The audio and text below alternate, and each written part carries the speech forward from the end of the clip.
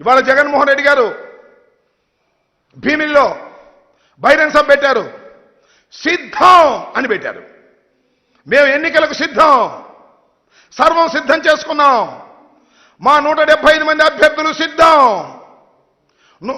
25 మంది పార్లమెంటు సభ్యులు సిద్ధం.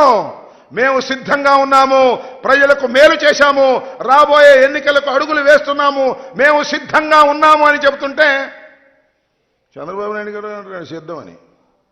చంద్రబాబు నాయుడు గారే కాదు, ఆయన ఎవరు, పవన్ కళ్యాణ్ గారు, ఆయన కూడా సిద్ధం అంటున్నాడు. దేనికయ్యా సిద్ధం? మీరు నాకు అర్థం కాలేదు. మీ ఇద్దరు కలిసి కూర్చుని మాట్లాడుకుని సీట్లే అనౌన్స్ చేయలేనటువంటి దౌర్భాగ్యమైన పరిస్థితిలో ఉన్నారో, డ్రామా ఆడుతున్నారో తెలియదు నీకు. పవన్ కళ్యాణ్ గారు ఎక్కడ నిలబడతాడో తెలియదు, అనౌన్స్ చేయరు. చంద్రబాబు నాయుడు గారు 1 నిలబడతాడో 2 నిలబడతాడో తెలియదు. వీళ్ళు సిద్ధం అంట. దేనికయ్యా మీరు సిద్ధం?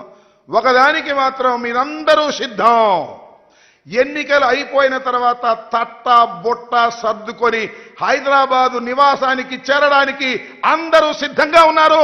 చంద్రబాబు నాయుడు గారు, పవన్ కళ్యాణ్ గారు, లోకేష్ గారు సిద్ధంగా ఉన్నారు మూటా ముళ్ళ సర్దుకొని. ఎందుకంటే ఇల్లు కూడా లేనటువంటి రాజకీయవేత్తలు మీరు ఆంధ్రప్రదేశ్లో కాబట్టి లారీకి సరుకెత్తుకొని సర్దుకోవడానికి సిద్ధంగా ఉన్నటువంటి ముఖాలు మీవి అని ఈ సందర్భంగా నేను స్పష్టంగా చెప్పదలుచుకున్నా.